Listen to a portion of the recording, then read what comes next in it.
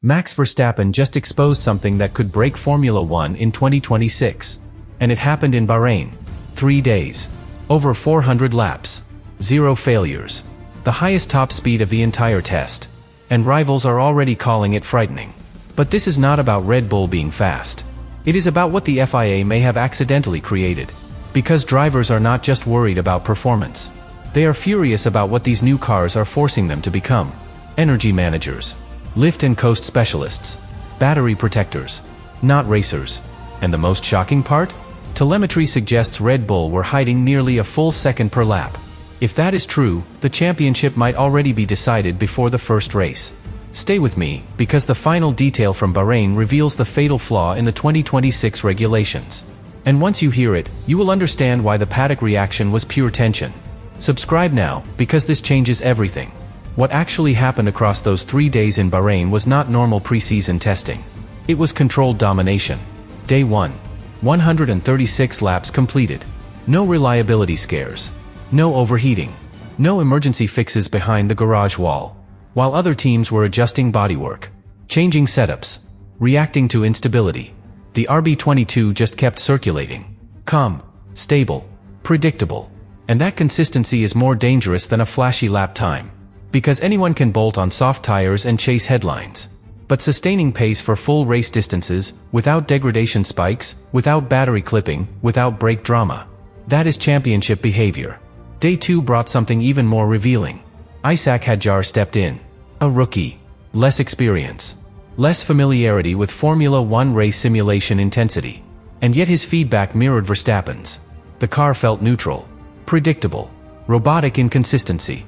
That matters. Because if a rookie can extract clean, stable performance immediately, it means the platform is inherently strong. It means the performance is not just Max. It is the machine. And here is where the tension inside the paddock started rising. The new 2026 regulations were designed to compress the field. More electric power. Less aerodynamic dependency. Greater opportunity for driver input. At least, that was the promise. But in Bahrain, the data showed something else. Red Bull were deploying energy differently. More aggressively under braking. More efficiently down the straights. While others experienced visible power drop off halfway through long straights. You could hear it. Engines fading slightly. Acceleration tapering. Drivers feathering the throttle earlier than expected. But the RB22 did not hesitate. It carried electric boost deeper into the straight. And that difference, even if it is only a few tenths per straight, compounds over an entire lap. Then over an entire race. Then over an entire season.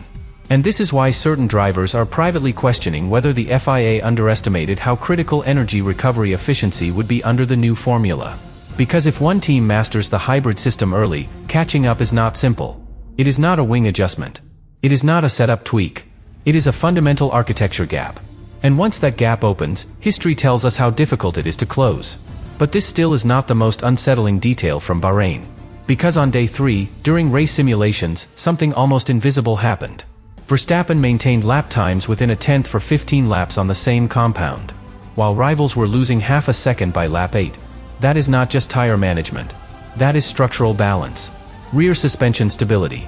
Anti-squat geometry preventing excess slip. Which means the car protects itself under acceleration. It protects its tires. It protects its battery state. It protects its race pace. And when a car protects everything at once, the driver can focus on one thing. Control. But here is the question nobody wanted to ask out loud in Bahrain. If this is only testing. If Red Bull are possibly hiding performance. If they have not even revealed their full floor concept. Then what happens when the real package arrives at race 1? Because if the gap grows instead of shrinks, the 2026 revolution may already have a leader. And the drivers who expected a reset might be facing something very different. Something far harder to fight. But now we need to go deeper. Because performance alone does not create fury. Control does. And what truly unsettled the grid was not just Red Bull's pace. It was how easy it looked. Listen carefully to what Verstappen said. He admitted the car felt better than the simulator predicted. That sentence sounds harmless. It is not. Teams spend years correlating simulation models. Wind tunnel. CFD. Driver in the loop programs. When the real car exceeds those predictions, it means the development ceiling is higher than expected. There is margin left. And margin is dangerous. Because while some teams are still trying to understand their baseline, Red Bull may already be refining an advantage. Now connect that to another subtle detail from Bahrain. Observers noticed the lower floor edges looked unusually simple, almost basic carbon shapes. The prevailing theory in the paddock is that this is not the final specification. If that is true, then the RB22 we saw was operating below its aerodynamic potential. Which raises a serious question. If they are already leading race simulations by roughly half a second per lap, and they are not showing the full floor, how large is the real gap? But here is where the story shifts from engineering to philosophy. The 2026 rules dramatically increased electrical deployment. Nearly half the total power output now comes from electric systems. That changes driving behavior. Drivers must brake differently, harvest differently, deploy with precision. And if recovery is not optimized, you lose straight-line speed instantly. We saw that in Bahrain. Other cars surged, then faded halfway down the straight. That is clipping. That is vulnerability. But the RB22 kept pushing. Relentless acceleration. And here is the uncomfortable part. If energy management becomes the decisive factor of the sport, racing changes fundamentally. It becomes less about who dares later on the brakes, and more about who harvests smarter. Less about wheel-to-wheel instinct. More about software optimization. Several drivers are privately questioning whether this was the right direction. Because fans do not tune in to watch battery conservation. They tune in to watch combat.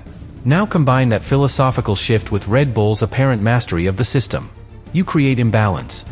And imbalance breeds frustration. Toto Wolff openly admitted that Red Bull are operating at another level in energy recovery. When a rival team principal says that publicly, imagine what is being said privately. And yet, this still is not the most revealing detail from Bahrain. During quick laps, telemetry suggests Verstappen was lifting in high-speed corners. Not pushing flat out.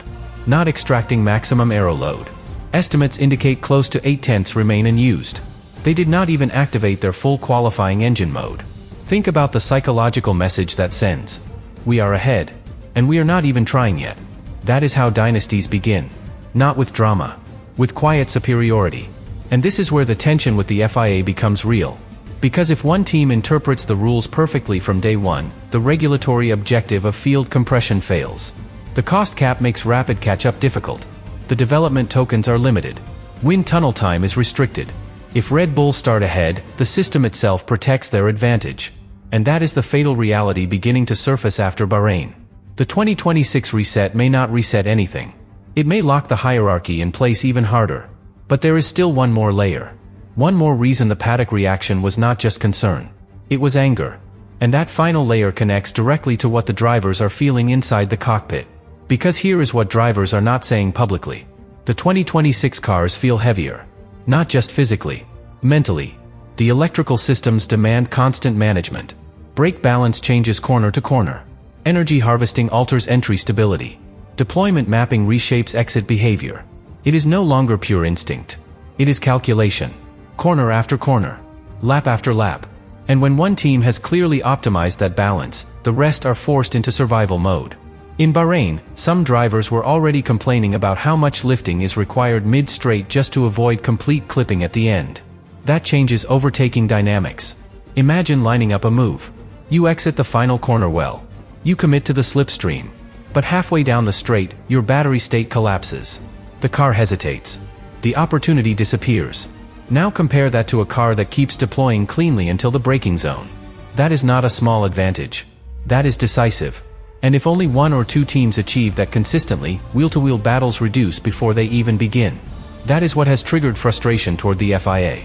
Because the intention of the regulation overhaul was clear. Closer racing. Sustainable power. Competitive reset. But in Bahrain, what many insiders saw was the opposite risk. A technical arms race centered around recovery algorithms. Software superiority. Energy mapping secrecy. And when racing shifts toward invisible systems rather than visible bravery, drivers feel disconnected from the outcome. Max himself mentioned a minor brake-by-wire feel issue in extreme heat. Even in the most dominant car, adaptation is required. Now imagine that complexity in a less balanced machine. It becomes exhausting, physically demanding, cognitively draining. And here is the deeper layer most fans are missing. If the cars require constant energy micromanagement, drivers cannot attack every lap. They must think long-term. They must preserve battery state across entire stints, which reduces spontaneous racing moments. That is not what Formula One built its identity on. Now combine that philosophical concern with Red Bull's apparent sandbagging. Telemetry suggests they were lifting significantly in fast corners, holding back nearly 8/10, not using their full qualifying engine mode. If that reserve is real, then Bahrain was not just a strong test. It was a statement. We understand the system. We control the variables. We dictate the pace. And that is where the anger sharpens. Because under cost cap restrictions, catching up is not immediate. Wind tunnel time is limited. Simulation hours are capped. Power unit redesigns are not simple mid-season adjustments. If the gap is structural, it becomes political. And when performance gaps become political, tension with the governing body follows. This is not about accusing favoritism. It is about questioning whether the regulation model unintentionally amplified the advantage of the most prepared organization. 3 days in Bahrain revealed reliability, superior energy deployment, stable tire behavior, top speed supremacy, and hidden potential. That combination does not create optimism in rivals. It creates urgency, and possibly resentment. Because if 2026 was meant to reset Formula One, Bahrain suggests it may have crowned its leader before the season has even begun. And the real question now is not whether drivers are frustrated. It is whether the FIA can afford to watch this unfold without reacting.